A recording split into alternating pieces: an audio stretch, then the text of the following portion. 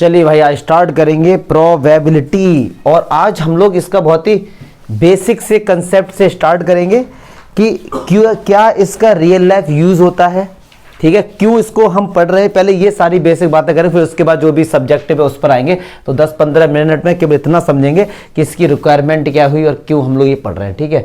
अच्छा, एक चीज और क्लियर कर दें, प्रोबेबिलिटी मैथ्स का एक ऐसा टॉपिक है जहां पर आपका अप्रोक्सीमेट 80% जो होता है वो भैया लॉजिक होता है, 80% लगभग, और 20% केवल कैलकुलेशन होती है बस। मतलब 6 मार्क्स का भी क्वेश्चन होगा वो केवल इतनी सी जगह में आ जाएगा, 6 मार्क्स का क्वेश्चन भी। क्यों? क्योंकि यार उसमें 80% लॉजिक होता है, ठीक है, और 20% केवल होती है कैलकुलेशन। जबकि अभी तक जितने टॉपिक हम लोगों ने पढ़े थे उसमें 50-50% होता था, लॉजिक भी होता था और हमारी कैलकुलेशन भी होती थी। तो इसका बड़ा इंटरेस्टिंग फैक्ट ये है कि इसको हम लोग पढ़ क्यों रहे हैं। तो आपको जरा इसकी थोड़ी हिस्ट्री में लेकर चलता हूं। 2 लोग थे जुआरी, कौन थे वो? जुआ खेल रहे थे भाई दबा के। हैं आजा भाई, जल्दी आ, जुआ खेल रहे थे, बोलो। तो क्या हुआ, अब ये होता भी है विदेशों में ये चीज़ से सब ना, तो ये बात डेट कंफर्म नहीं है, शायद 1500-1600 के आसपास की बात है। 1520 हाँ। तो क्या हुआ, अब उनके पास 2 डाई थे, शांत रहो, और रूल क्या था कि आपको 24 टाइम्स बार इसको आपको थ्रो करना है, 2 डाई को। तो अब बोलो सट्टा लगा रहे थे भाई, सट्टे बाज थे, दबा के सट्टा लगा रहे थे क्या। लेकिन एक चीज पर उनको बड़ा डाउट हो रहा था। क्या हो रहा था कि जैसे उन्होंने कहा कि जैसे 2 डाई हैं, ये 24 टाइम्स हमको थ्रो करना है, तो दोनों के ऊपर 6 आ जाए, इस पर वो लोग पैसे लगाना चाह रहे थे। दूसरा दोस्त मना कर रहा था, भाई मत लगा, ऐसा कभी नहीं होगा कि 24 में एक बार दोनों पर 6 आ जाए, ऐसा नहीं होगा। वो दोनों दोस्त बड़े कंफ्यूज हो रहे थे इस बात को लेके कि यार लगाएं पैसे, नहीं लगाएं पैसे। तो फिर क्या हुआ, जब ये प्रॉब्लम पहुंची, 2 बहुत बड़े फ्रेंच के मैथमेटिशियन थे, एक का नाम था पास्कल, मुझे पूरा नाम नहीं पता, और एक का नाम था फर्मेट। तो भैया इन लोगों ने इसके ऊपर स्टडी करी। यार बात तो इसकी ठीक है कि हम कैसे इस पर सट्टा लगा दें यार कि ये आएगा नहीं आएगा, क्या पता ऐसा भी पॉसिबल है, और आप मना नहीं कर सकते कि 24 टाइम्स आपने थ्रो किया और 24 टाइम्स 6 आ जाए। आप मना नहीं कर सकते कि सर ऐसा इम्पॉसिबल है, बिल्कुल नहीं है। हो सकता है, करते रहो ट्राई, करते रहो ट्राई, तुमसे नहीं हुआ तुम्हारे आने वाली पुस्तकें करेंगी, करते रहो। लेकिन हो सकता है, आप कॉन्फिडेंटली मना नहीं कर सकते कि सर ऐसा तो हो ही नहीं सकता। तो बड़ी कंफ्यूजन होती है। तो इस पर पास्कल ने और फर्मेट ने इस पर स्टडी करी भैया। फिर इसके बाद बर्नौली ने भी इस पर आके काफ़ी ज़्यादा स्टडी करी है, ठीक है। और एक टाइम क्या हुआ था, गेम ऑफ चांस, इस पर बड़ा ज़्यादा डिस्कशन होता था, बहुत ज़्यादा। क्या जैसे अगर हम कोई सा भी गेम खेल रहे हैं, क्या चांस है कि हम ये गेम जीतेंगे, क्या चांस है ये हो जाए। जैसे हम मान लो पत्ते खेल रहे हैं, ठीक है, डेक ऑफ कार्ड्स में ना, क्या चांस है कि भैया एक कार्ड निकल के आ जाएगा। तो इस टाइप की काफ़ी ज़्यादा प्रॉब्लम ये 18th सेंचुरी में बहुत ज़्यादा ही आई। तब लोगों ने, मैथमेटिशियन जो थे, उन्होंने खूब ज़्यादा इस पर स्टडी करी और स्टडी करके नया कंसेप्ट दिया जिसका नाम था प्रोबेबिलिटी। इस पे बुक्स लिखी गई काफ़ी ज़्यादा, लेकिन इसका ज़्यादा यूज़ नहीं होता। यूज़ जो इसका हुआ प्रैक्टिकली वो 19th सेंचुरी के आसपास हुआ, ठीक है। तो वो गेम के चक्कर, अगर आपसे कोई पूछे ना यार कि प्रोबेबिलिटी क्यों आई, तो कह देना भैया सट्टेबाज लेकर आए थे ये, और ये फैक्ट है, ये पढ़ लेना कहीं पर। यही इसके पीछे का जो रीज़न है ना, इसके पीछे का वो यही है कि ये सारी प्रॉब्लम्स आई, फिर उन लोगों ने सॉल्व किया, तब जाके एक नया कंसेप्ट दे दिया जिसका नाम क्या था, प्रोबेबिलिटी। पक्की बात। और ये मैथ्स का इकलौता एक ऐसा टॉपिक है जिसके क्वेश्चन आप बोल नहीं सकते कि 100% करेक्ट है। जैसे थोड़ी बहुत आती है, 11th तक आपने पढ़ी है, एक कॉइन को टॉस किया तो मैंने कहा हेड आने की प्रोबेबिलिटी, आप कहेंगे सर 1/2। क्या ये ठीक है? तो बिल्कुल गलत है, मैं तो कह रहा हूं। इसका मीनिंग क्या हुआ, 1/2 का मीनिंग ये हुआ कि एक कॉइन को अगर 2 बार उछाला तो एक बार पक्की बात है हेड आएगा, लेकिन ऐसा नहीं हो सकता। क्या पता आपने 1000 बार कॉइन को टॉस किया और 990 बार हेड आ गया, तो इसकी प्रोबेबिलिटी हो गई ये, यस और नो। तो प्रोबेबिलिटी खुद में एक ऐसा टॉपिक है और इसके जो आंसर आते हैं वो खुद में 100% करेक्ट नहीं होते हैं, वो खुद में एक संभावना ही होती है। ये दिमाग में लेकर चलना। प्रोबेबिलिटी के जितने भी क्वेश्चंस हम लोगों ने अभी तक करें या आगे करेंगे वो 100% तो करेक्ट है ही नहीं। अगर एक मैच चल रहा है इंडिया और पाकिस्तान का, मैंने कहा कौन जीतेगा, इंडिया के जीतेंगे, आप कह देंगे भैया 1/2, आप कह देंगे ना कि भैया या तो ये जीते, वहां तो ये चीज ठीक हो जाएगी भैया दो ही टीम है, कोई ना कोई तो जीतेगा ही। अब आप कहेंगे सर टाई, अरे अब तो टाई का भी चक्कर खत्म हो गया, अब तो सुपर ओवर आ गया, मतलब रिजल्ट तो आएगा ही। ये पक्की बात है, या तो इंडिया जीतेगी या फिर पाकिस्तान, वहां तो 1/2 ठीक है। लेकिन कॉइन की अगर हम बात करें या हम डाई की अगर हम बात करें, मैंने कहा हमारे पास डाई है और डाई को हमने थ्रो किया तो 6 आने की प्रोबेबिलिटी क्या, तो आप कहेंगे सर 1/6। मैं तो कह रहा हूं एकदम गलत है ये। क्या पता हमने डाई को थ्रो किया 1000 बार, 2000 में 6 नहीं आ रहा, और हो सकता है ऐसा, आप मना नहीं कर सकते कि नहीं सर 6 तो आएगा सर, कैसे आएगा यार, ठीक है। तो प्रोबेबिलिटी के ये दिमाग में लेकर तो खुद में जो एक ऐसे आंसर होते हैं तो खुद में 100% सही नहीं होते। अच्छा अब यार ये बता दें कि प्रोबेबिलिटी का रियल लाइफ यूज क्या है, कि सर कहां पर हमको आप पढ़ा रहे हैं, ठीक है अच्छी बात है, हमको आ जाएंगे नंबर भी आ जाएंगे, हम यूज कहां पर करेंगे। तो देखिए अगर आप आगे जाके हम डाटा एनालिस्ट का एक कोर्स होता है, अगर आप करते हैं तो प्रोबेबिलिटी का दवा के यूज है वहां पे। प्रोबेबिलिटी बताती क्या, जैसे फॉर एग्जांपल आपको मैं छोटा सा एग्जांपल दूं, जैसे मान लो एक हमारी ई कॉमर्स की कोई सी भी हम लोग कंपनी लेते हैं, जैसे हमने अमेजोन ले ली, मान लो नहीं अमेजोन की, फिलिप इंडिया की लेते ना, फ्लिपकार्ट, शायद ये भी बिक गई बार्डमान, जो भी कुछ है, फ्लिपकार्ट ले ली हमने, ठीक है।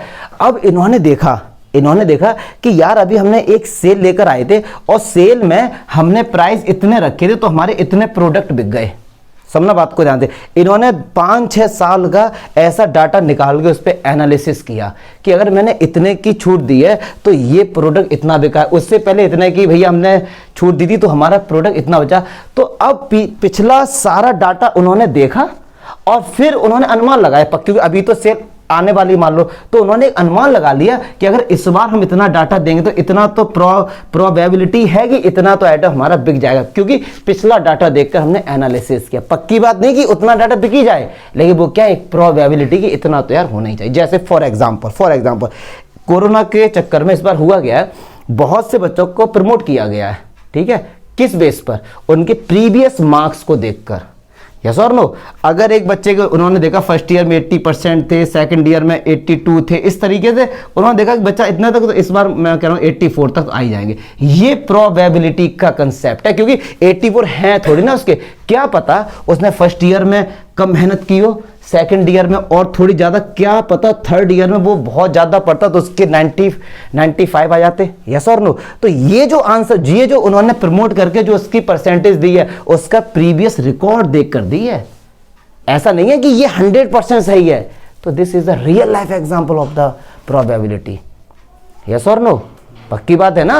तो ये सब रियल लाइफ एग्जांपल है। तो ये प्रोबेबिलिटी का मैंने कंसेप्ट बता दिया, यार हम पढ़ क्यों रहे हैं, 80% लॉजिक होता है, 20% होता है। तो लेकिन अब जल्दी से आपको कुछ टॉपिक्स हैं, जल्दी आओ, कुछ टॉपिक्स हैं जो मैं आपको रिकॉल करा देता हूं। प्रोबेबिलिटी के वो कंसेप्ट हैं जिनको मैं रिकॉल आपको कराता हूं, जो 11th क्लास में हम लोगों ने पढ़े थे। जल्दी से हटाओ बेटा आगे जल्दी से। अब देखो कुछ 11th क्लास के कुछ ऐसे कंसेप्ट थे जो हमने पढ़े हैं 9, 10, वो जल्दी से उनका रिकॉल करा दूं। सबसे बेसिक जो हम लोगों ने काफी बार नाम सुना है, क्या रैंडम एक्सपेरिमेंट क्या होता है, रैंडम एक्सपेरिमेंट। और एक चीज और जान लो भैया, हर किसी एक्सपेरिमेंट की आप प्रोबेबिलिटी फाइंड नहीं कर सकते, ये बात ध्यान रखना, हर किसी की। अब किसकी हम लोग प्रोबेबिलिटी फाइंड कर सकते वो भी आपको बताऊंगा, और किसकी फाइंड नहीं कर सकते उसका भी अभी हम बताएंगे।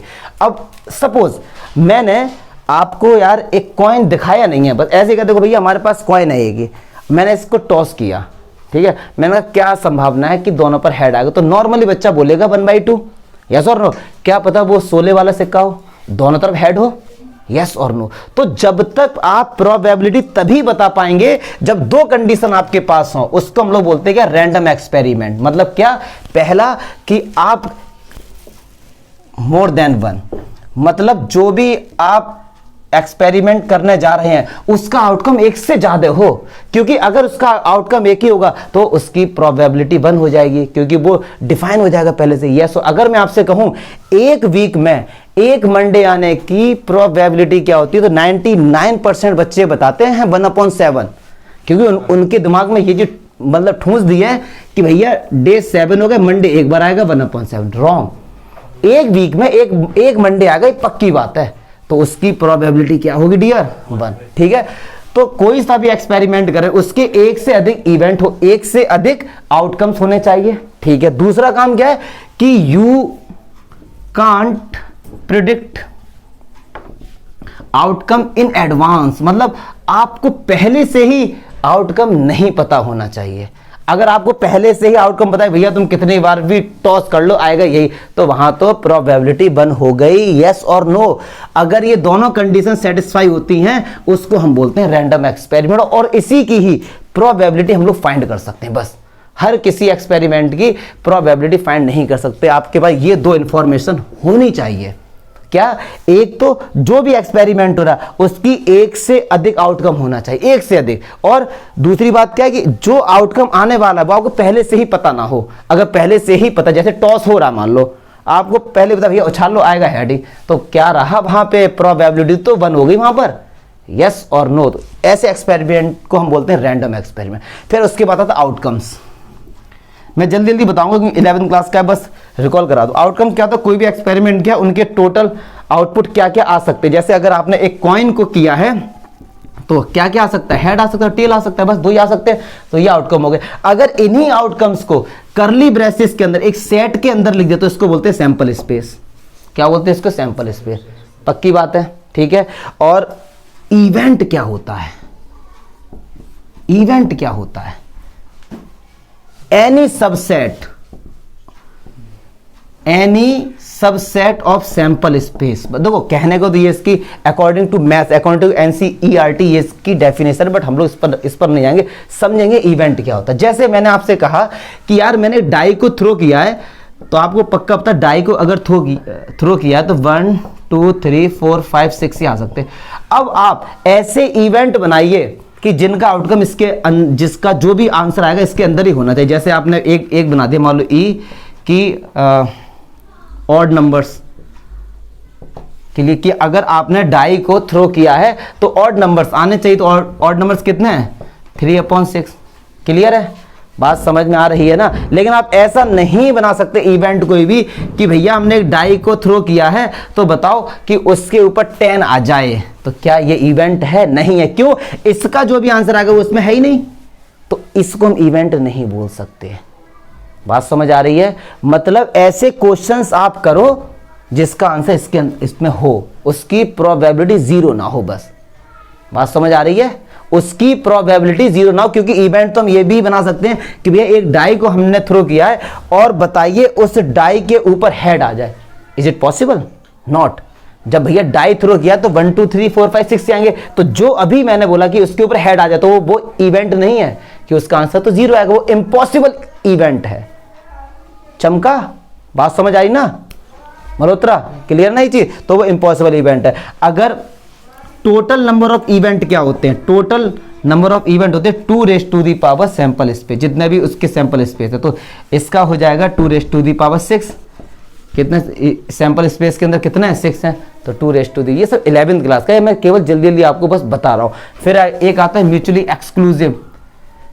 म्यूचुअली एक्सक्लूसिव क्या होता है? 2 इवेंट ऐसे कि जिनके बीच में कुछ भी कॉमन ना हो, फाई, उसको बोलते हैं म्यूचुअली एक्सक्लूसिव। ठीक है? 2 इवेंट है। जैसे कैसे? एक डाई को हमने थ्रो किया, मैंने कहा एक इवेंट बना दिया कि भैया जिसके ऊपर ऑड नंबर आ जाए, एक इवेंट बना दिया जिसके ऊपर इवन नंबर आ जाए, तो ए और बी में क्या कुछ कॉमन होगा?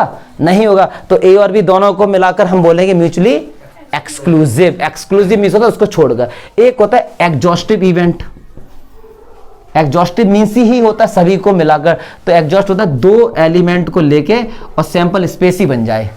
जैसे मैंने कहा एक पे ऑड आ जाए, एक पे इवन आ जाए, तो देखो इनका जो ए यूनियन बी है, क्या ये नहीं आ जाएगा पूरा? ये तो ए और बी कैसे हो जाएंगे हमारे? एग्जॉस्टिव हो जाएंगे। चमका या नहीं चमका? ठीक है। अब एक है बड़ा ही, नाम से तो ऐसे लगेगा यार पता नहीं कितनी भयंकर थ्योरी होगी,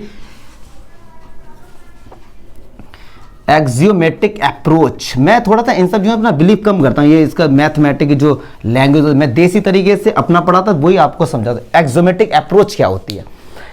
पहले तो यार आपको एक्सियोम्स मींस पता होना चाहिए। एक्सियोम्स मींस होता है सेल्फ प्रूव्ड, जो आपने खुद से प्रूव किया है, उसका कोई प्रूफ नहीं होता। जैसे 9th क्लास में एक चैप्टर था 5 यूक्लिड्स, अगर आपने पढ़ा वहां पे, तो पोस्टुलेट और एक्सियोम्स थे। एक्सियोम्स मींस होता है जो यूनिवर्सल ट्रुथ तो है लेकिन आप कभी उसका प्रूफ नहीं कर सकते। जैसे A = B है B बराबर C है तो पक्की बात है कि A बराबर C होगा, लेकिन आप इसका प्रूफ नहीं कर सकते। केवल आप ये ही बोलेंगे यार ये अंडरस्टूड है, ये तो ऐसे ही बोलेंगे, लेकिन आप इसका मैथ्स की लैंग्वेज में कोई प्रूफ नहीं कर सकते। तो इनको हम क्या बोलते हैं? एक्सॉम्स बोलते हैं। ठीक है जी। सूरज पूरब से निकलता है, ये यूनिवर्सल ट्रूथ है, इसका प्रूफ करो। तो प्रूफ क्या होगा? आप बोलोगे भैया डेली उठो देखो सुबह दबा के, यस और नो। अब एक बंदा का यार क्या पता 1000 साल बाद नहीं आए, तो इसका कोई प्रूफ नहीं है, यूनिवर्सल ट्रूथ है ये। चमका? तो ऐसे ही एक्सोमेटिक अप्रोच क्या होती है? इन्होंने ये बोला कुछ नहीं, इन्होंने 2-3 चीजें बताई, बकवास है। कह रहे भैया आप किसी भी प्रोबेबिलिटी निकाल लो यार, किसी की भी, 1 से छोटी होगी या 1 के बराबर होगी, 0 के बराबर होगी या 0 से बड़ी होगी। और सही बात भी है, सही बात भी है, कभी बड़ी हो ही नहीं सकती। हम लोग शुरू से ही पढ़ते रहेंगे। 1 का मतलब वो जो डिफाइन है, 0 का मतलब वो इम्पॉसिबल है। यस और नो? पक्की बात है।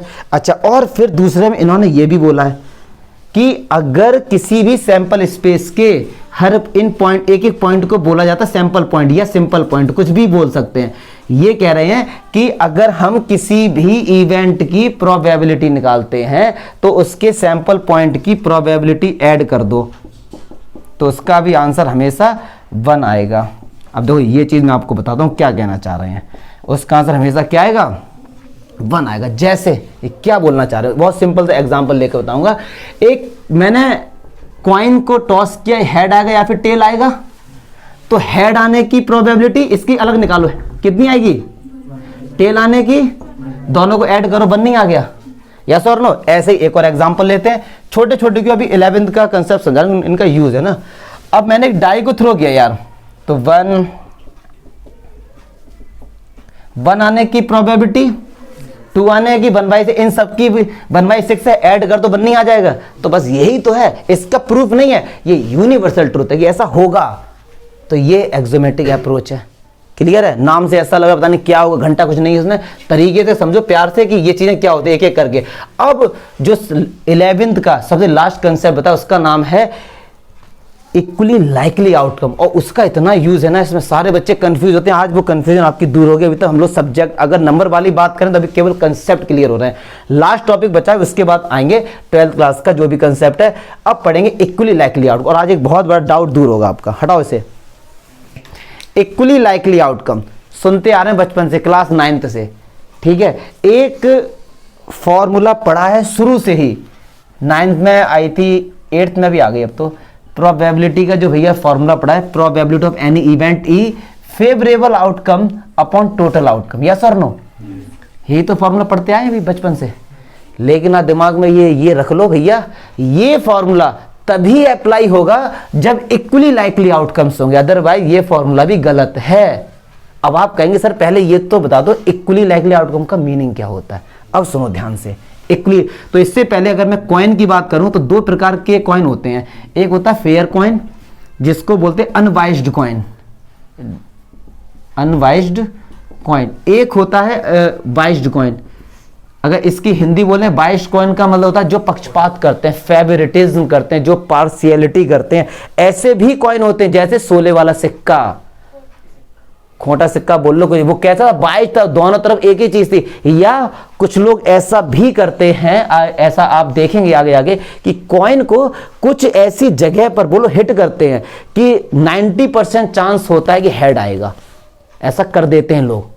ठीक है, तो ऐसे कॉइन्स को बोलते हैं बाइज्ड कॉइन, और जो फेयर कॉइन्स होते हैं उसको बोलते हैं अनवाइज्ड कॉइन। ऐसी डाई भी होती है, तो अगर फेयर कॉइन या फेयर डाई जो भी कुछ है, तभी ये इसको बोलते हैं इक्वली लाइकली आउटकम। मतलब क्या होगा? अगर हमारे पास एक कॉइन है फेयर, पहले मैं बात करता हूं फेयर कॉइन की, तो अगर हमारे पास कॉइन है, पक्की बात है कि हेड आएगा या फिर टेल आएगा, और मैं आपसे पूछता हूं कि हेड आने की प्रोबेबिलिटी, तो आप बोलेंगे 1/2, और टेल आने की बोलेंगे 1/2। क्या इक्वली लाइकली नहीं है?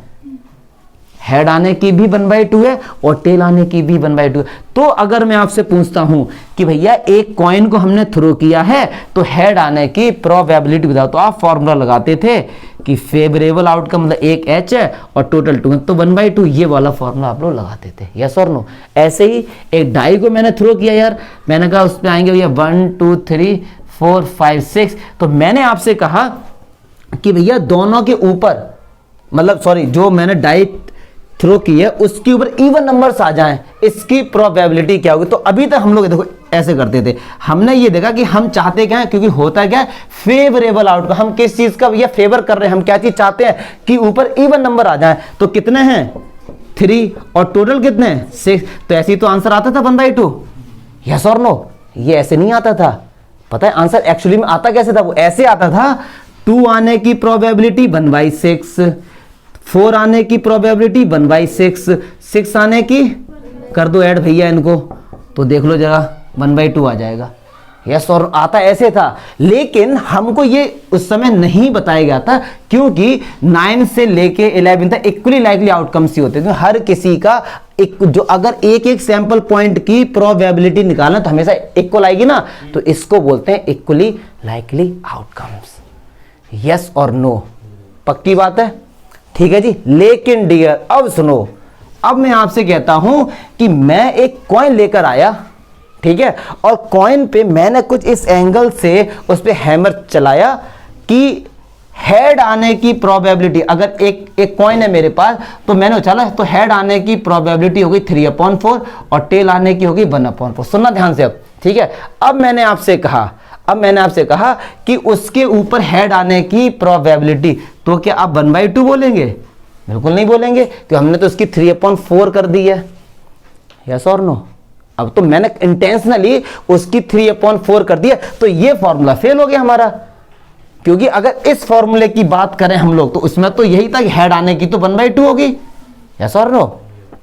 तो ये चीज खत्म हो गई, मतलब इक्वली लाइकली आउटकम्स है तभी ये फॉर्मूला एप्लीकेबल है, अदरवाइज नहीं। या फिर एक और एग्जांपल दूं, मैंने आपसे कहा कि ए और बी ने रेस में पार्टिसिपेट किया, ए के जीतने की संभावना क्या, तो अभी आप तुरंत बोल देंगे सर 1/2, लेकिन देखना अब नहीं बोलोगे। मैंने कहा कि ए जो है बी से 20% फास्टर है, तो क्या अब भी ए की प्रोबेबिलिटी 1/2 होगी? नहीं, ज्यादा हो जाएगी ना 1/2 से। यस और नो? तो ये फॉर्मूला हमारा फेल हो गया।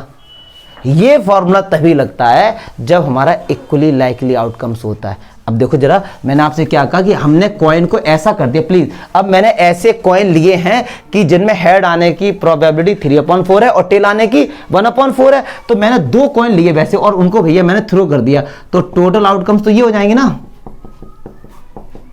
यस और नो? ये तो हो जाएंगे। और अब मैंने आपसे पूछा कि दोनों के ऊपर हेड आ जाए, तो आप बोलेंगे सर दोनों के ऊपर हेड आ जाए 1/4।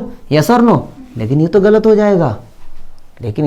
जाएगा, पूछो क्यों? इसलिए गलत हो जाएगा क्योंकि इक्वली लाइकली नहीं है। हेड आने की 3/4 है, टेल आने की 1/4, क्या इक्वल है? नहीं। तो इसका आंसर क्या आएगा? हमने बोला कि दोनों के ऊपर हेड आ जाए, तो इस हेड की 3/4 और इस हेड की 3/4 कर दो मल्टीप्लाई, कितना हो गया? 9/16। यस और नो? तो अब यहां पे इस केस में दोनों पे हेड आने की प्रोबेबिलिटी हो गई 9/16, ना कि 1/4। यस और नो? पक्की बात है। तो ये फॉर्मूला जो अप्लाई होता है केवल ये इक्वली लाइकली आउटकम्स में ही अप्लाई होता है, अदरवाइज कहीं नहीं होता है। यस और नो? पक्की बात है। और एक चीज और बता दें, ऐसा नहीं है कि अगर हमने कॉइन को थ्रो किया है तो टोटल आउटकम्स 2 ही होंगे, हेड और टेल, बिल्कुल नहीं। मैंने शायद आपको बताया हो या नहीं बताया, अभी बताते हैं। ये क्या हुआ, मैंने कहा कि आप एक कॉइन को लेकर जाइए और जहां पर सैंड होती, बालू होती है, रेत होता है, वहां पे जाके आप टॉस करो तो 3 आउटकम्स होंगे, या तो हेड आएगा या टेल आएगा या खड़ा खड़ा वो गिर जाएगा।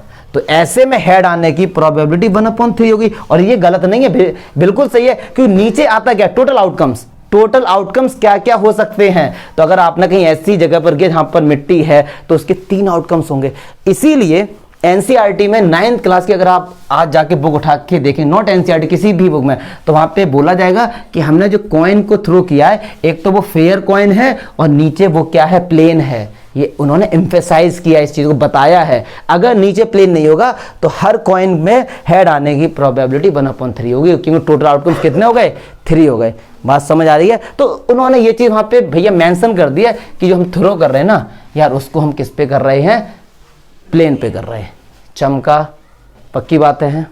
ये छोटी छोटी बेसिक बातें हैं जो आपको 11th क्लास की थोड़ी प्रोबेबिलिटी आपको आनी चाहिए।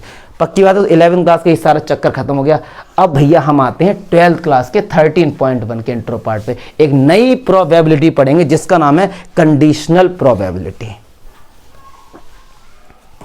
अब आते भैया नंबर वाली बात, क्लास 12 13.1 के इंट्रो पार्ट में पढ़ते हैं। कंडीशनल प्रोबेबिलिटी क्या होती है? जैसे नाम से ही पता लग रहा है भैया कंडीशन होगी। जैसे एक देखो प्रोबेबिलिटी हुई या मैथ्स का कोई सा भी कंसेप्ट हुआ, एग्जांपल के साथ समझेंगे तो सबसे सिंपल आएगा। जैसे सपोज मैंने आपसे कहा कि यार मैंने एक डाई को थ्रो किया है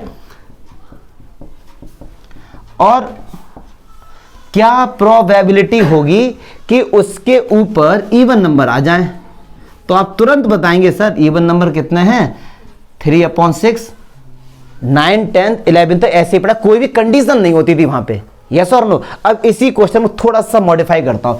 मैंने कहा कि यार मैंने एक डाई को थ्रो किया है, ठीक है, और मुझे पता लग गया पहले से गिवन क्या है कि भैया हर बार ऑड नंबर आ रहा है।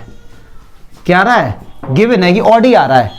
फिर मैंने कहा आपसे, कि find the probability that prime number will come. अब सुनो ध्यान से, find the probability that prime number will come. मतलब अभी तक तो हमारे लिए ये होता था टोटल आउटकम में, अब एक कंडीशन लगा दी उन्होंने। क्या कंडीशन लगा दी? कि भैया कितनी बार भी थ्रो कर लो आएगा हमेशा ऑड नंबर ही। पक्की बात है? तो बताइए कि उसके ऊपर प्राइम नंबर आने। अब बात कह रहे हैं कि आएगा हमेशा क्या ऑड नंबर, तो ऑड नंबर आएगा तो इवन तो हटा ही दो, फिर इवन का तो काम ही नहीं है। यस और नो? तो पक्की बात है इसके नीचे 3 हो जाएगा। यस और नो? क्योंकि अब टोटल आउटकम 3 ही तो होंगे, 135, और 135 में प्राइम नंबर कितने होते हैं? 2, 3 और 5। तो इसका आंसर क्या हो गया? 2/3। यस और नो? क्यों? क्योंकि इसको कंडीशनल इसलिए बोला गया भैया, अब हमारे सामने कंडीशन आ गई है, कितना भी थ्रो कर लो आएगा ऑड नंबर, फिर उसके ऊपर प्राइम नंबर आ जाए, उसकी प्रोबेबिलिटी बताओ। आंसर आ गया, कोई भी दिक्कत नहीं। लेकिन अब इसी को कितना लिखने का झमेला किया, अब देखो वो झमेला गया उसको जरा बता दें, क्योंकि ये तो हमने कर दिया एकदम देसी तरीके से, ठीक है। अब यही आंसर आएगा, लेकिन कैसे आएगा देखते हैं। तो उन्होंने कहा है कि जिस इवेंट की प्रोबेबिलिटी फाइंड करनी होती है और कंडीशनल में एक हमको पहले से ही गिवन होता है, एक इवेंट पहले से ही गिवन होता है। मान लीजिए हमको ई इवेंट की प्रोबेबिलिटी फाइंड करनी है और एफ पहले से ही गिवन है। इसको इस तरीके से लिखते हैं, जो गिवन होता है उसको स्लैश के बाद लिखते हैं। ये गिवन इवेंट होता है, मैं लिख देता हूं, और इस इवेंट की प्रोबेबिलिटी फाइंड करनी होती है। यस, तो इसका फॉर्मूला बहुत ही सिंपल होता है, E intersection F upon P F. ये होता है कंडीशनल प्रोबेबिलिटी का फॉर्मूला। अब देखना ये आया कहां से, कुछ नहीं है, बहुत ही सिंपल, जैसा अभी हम लोगों ने किया वैसा ही गया, ठीक है। अब देखते हैं कैसे। तो यहां पे लेट किया मैंने, ई इवेंट क्या होता है? जिसकी प्रोबेबिलिटी फाइंड करनी है। तो किसकी फाइंड करनी है? प्राइम नंबर की। क्लियर है? तो प्राइम नंबर, और एफ क्या है? हमको गिवन है। गिवन में क्या है? Odd numbers. तो एक बात बताइए, क्या ऑड नंबर में आप ये लिख सकते हैं फिर 1, 3, 5? यस और नो? और प्राइम नंबर में फिर आप क्या लिखेंगे? 3 और 5। यस और नो? ठीक है। फॉर्मूला कहता है ई और एफ में कॉमन क्या है? अब आप खुद बताएंगे, जरा मुझे बात नहीं करो यार। ई और एफ में कॉमन क्या, खुद बताएंगे आप? 3 और 5। यस और नो? अच्छा, टोटल कितने थे? 1, 2, 3, 4, 6 थे, ठीक है, ये हो गया। अच्छा जी, हमें इसकी प्रोबेबिलिटी फाइंड करनी कायदे में देखा जाए तो ई यूनियन एफ, तो ई इंटरसेक्ट, इसमें कितने आ रहे हैं? 2 आ रहे हैं। तो इसकी प्रोबेबिलिटी अगर मैं निकालूं इसकी, तो फेवरेबल 2 है, टोटल कितने थे? 6 थे, अपॉन पी एफ, एफ में कितने? 3, और टोटल कितने थे? 6, तो 6 से 6 शहीद हो गया, 2/3 नहीं आ गया। और यही तो तब आ रहा था, लेकिन ऐसे करके आओगे तो एक नंबर मिलेगा, ऐसे करके आओगे तो सर एक भी ना मिले, क्योंकि ये लोगों को आंसर चाहिए एकदम प्रॉपर वे में। बट मैंने पहले बता दिया कि भैया इस तरीके से होता है हमारा ये। क्लियर है? कंडीशनल प्रोबेबिलिटी क्या होती है डियर? वहां पर एक कंडीशन होती है बस, उसके बाद दूसरे इवेंट की प्रोबेबिलिटी फाइंड करनी होगी। क्लियर? जैसे सपोज मैंने आपसे कहा कि कई सारे एग्जाम्पल, एक क्लास में 60 बच्चे हैं, उनमें से 40 गर्ल्स हैं, 20 बॉयज हैं। तो मैंने कहा प्रोबेबिलिटी बताइए, ठीक है, मैं अपने आप से क्वेश्चन बता रहा हूं कि भैया प्रोबेबिलिटी बताओ कि एक बंदा, कि इसमें से फर्स्ट जो बंदा आएगा, फर्स्ट जो बंदा आएगा वो लड़की ही होनी चाहिए। तो यहाँ तो कोई भी कंडीशन नहीं, तो आप बोल देंगे भैया टोटल है 40, क्लियर है। लेकिन अब मैंने कहा कि आप बताइए कि जो फर्स्ट आएगा वो लड़की ही हो, लेकिन कंडीशन क्या है, उसका रोल नंबर 1 से लेकर 10 के बीच में हो, ये कंडीशन आ गई। तो ऐसे क्वेश्चन को हम लोग क्या बोलते हैं, कंडीशनल प्रोबेबिलिटी चमका। अब इनकी 1-2 प्रॉपर्टीज हैं, उसको कर लेंगे, विद प्रूफ कर लेंगे, बहुत ही सिंपल है। बस 13.1 खत्म एक तरह से, क्योंकि बहुत सिंपल है, 1 या 2 नंबर के ही क्वेश्चन आए। हंस क्यों रहा है? अब कुछ कंडीशन है, कंडीशनल प्रोबेबिलिटी की कुछ खासियत है अपने आप में, कुछ प्रॉपर्टीज है। पहली देखते हैं क्या है। अगर वो ये कहते हैं तो इसका आंसर बना था, अगर रटोगे तो कोई बात ही नहीं है, मतलब बेकार है। समझेंगे इसी क्या चीज बोलना चाह रहा है, क्या कह रहा है। अब सुनो, एस बोले तो सैंपल स्पेस, अब इसको रीड करना सीखो पहले। क्या एस इवेंट बस सैंपल स्पेस, इसकी प्रोबेबिलिटी फाइंड करनी है, और एफ इवेंट पहले से ही हो चुका है, यही तो है इसका मीनिंग। इसको रीड करो ना कि एस इवेंट की प्रोबेबिलिटी फाइंड करनी है, जबकि गिवन क्या है कि एफ इवेंट कुछ भी है वो पहले से ही हो चुका है। और एस बोले तो सैंपल से, पहले तो एक एग्जांपल लेके समझा दो, फिर इसका प्रूफ बता दूंगा। एक छोटा सा एग्जांपल लेते हैं यार। एक मैंने क्या किया, कॉइन को थ्रो किया है, तो उसका सैंपल स्पेस क्या है, हेड एंड टेल। और मैंने एक एफ इवेंट ऐसा बना दिया जिसकी जो मतलब गिवन है, क्या मैंने कहा टेल ही आएगा, क्या आएगा, टेल ही आएगा। आप कितना भी उसको वो कर लो। अब सुनो जरा, इसे ऐसे ही तो हम लोग लिखेंगे, तो इसे हम कैसे लिखेंगे कि भैया S intersection F upon P F, ऐसे ही तो करेंगे ना इसको। अभी तो यही किया। अच्छा, इन दोनों में कॉमन क्या है, टी, और टी एक है, तो इसकी प्रोबेबिलिटी 1/2, और एफ क्या है, टी, और टी आने की प्रोबेबिलिटी 1/2, 1/2 कैंसिल होगा, 1 नहीं आ गया, ठीक है। और पी एफ बाई एफ भी भैया 1 ही होगा। चलिए, ये तो मैंने एक एग्जांपल लेके आपको बता दिया। अब सुनो जरा, यहां से मैं इसका प्रूफ कैसे बताता हूं। देखिए एस क्या होता है, ये तो एक एग्जांपल लेके समझाया था। एस क्या होता है, सैंपल स्पेस, और एफ क्या होता है, कोई भी इवेंट। लेकिन दिमाग में एक बात लेकर चलो, जो इवेंट पहले से ही गिवन है, पक्की बात है कि वो एस में तो होगा ही होगा। तो अगर मैं आपसे कहूं एस और एफ में कॉमन क्या, तो एफ ही तो कॉमन होगा, यस और नो। तो ऊपर क्या आ गया, पी एफ, नीचे क्या आ गया, पी एफ ओवर फंड, तो कैंसिल होकर 1 नहीं आ गया। तो याद रखना हमेशा कि अगर ये कोई भी, अगर उसका उसी, अगर इस इवेंट की प्रोबेबिलिटी फाइंड करनी है और वो ही गिवन है, तो वो डिफाइन नहीं हो गया। मैंने आपसे कहा कि ए बी सी 3 लड़के दौड़ रहे हैं, तो क्या प्रोबेबिलिटी की ए फर्स्ट आएगा, और गिवन भी ये है कि ए फर्स्ट आ गया, तो भैया बनी तो होगी, ठीक है। सेकंड प्रॉपर्टी क्या भैया इसकी, वो ये कहते हैं कि ई इवेंट ना हो, ई डैश का मीनिंग क्या है, ई इवेंट ना हो, उसकी प्रोबेबिलिटी फाइंड करिए जबकि एफ हो चुका है। जबकि एफ हो चुका है, बहुत सिंपल है, 1 से माइनस कर देते, बचपन से पढ़ते आए हैं, कोई बात नहीं, हिल गया सही हो जाएगा। क्लियर है, यस और नो, पक्की बात है। मतलब क्या बोल रहे हैं, इसको रीड करना सीखो। ई इवेंट की, ई इवेंट ना हो, ई डैश का मीनिंग है नॉट ई, ई इवेंट ना हो, उसकी प्रोबेबिलिटी फाइंड करो यार, जबकि एफ गिवन, एफ हो चुका है, एफ गिवन है, तो 1 से माइनस कर देंगे, किसकी, ई के होने की, यही तो पढ़ते आए शुरू से। तो ये हो गई सेकंड। अब थर्ड इंपॉर्टेंट, उसका प्रूफ भी देखेंगे। हटाओ इसे जरा, ये हाँ लास्ट है बस, नहीं है तो काफी ज्यादा, मैं और भी बताऊंगा। ये 3 एनसीईआरटी में, वो ये कहते हैं P A union B slash F. मतलब क्या हुआ, ए या बी के होने की प्रोबेबिलिटी फाइंड करो जबकि एफ हो चुका है। तो ये क्या कहते हैं भैया, इसकी जो प्रोबेबिलिटी बताते हैं वो ये कहते हैं कि P A F plus P B F minus P, ये होता है, ठीक है। चलिए देखते हैं क्या, ये एकदम ठीक है, लेकिन इसका प्रूफ देखेंगे। इसका प्रूफ से पहले 11th क्लास का एक फॉर्मूला आपको आना चाहिए, बच्चों वाला, वो आपको आता भी होगा। पी ए यूनियन बी होता था हमारे पास, P A plus P B minus, हमने सेट्स में भी पढ़ा था, याद आ रहा होगा ना, ये पता होना चाहिए, इसीलिए मैंने पहले से ही लिख दिया ये। चलिए यार इसका प्रूफ करते हैं, एलएचएस उठाते हैं। आप देखना इसका प्रूफ एकदम उसी तरीके से करेंगे जैसे अभी तक हमने पढ़ा है। इस इवेंट की प्रोबेबिलिटी फाइंड करनी है और ये गिवन है। तो अगर मैं आपको समझाने के लिए कि यार ये मान लो ई है, ठीक है, तो इसका फॉर्मूला क्या होता था, इसका फॉर्मूला होता था E इंटरसेक्शन F, यस और नो। ठीक है, बिल्कुल भी देसी तरीके से सॉल्व करेंगे, कोई अलग नहीं। तो E की जगह रख देंगे A union B intersection F, yes और नो, कुछ नहीं किया ना हमने। और नीचे क्या आता था हमारे पास, PF आता था। मुझे नहीं लगता यहां तो कोई भी डाउट होगा।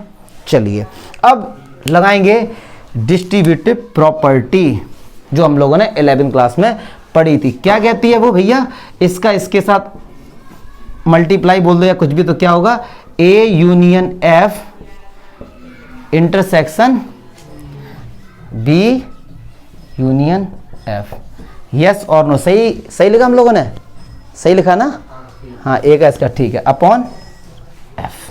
क्लियर है? अच्छा जी, अब ये हमारा नहीं यार, गलत लिखा है, गलत लिखा है, गलत लिखा है यार।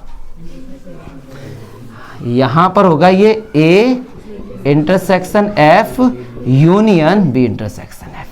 ठीक है, डिस्ट्रीब्यूटिव प्रॉपर्टी लगा देना। अब सुनो, अब ये वाला फॉर्मूला लग जाएगा, तो थोड़ी देर को इस पूरे को आप समझ सकते हैं A समझाने के लिए, और इसको क्या समझ सकते हैं B।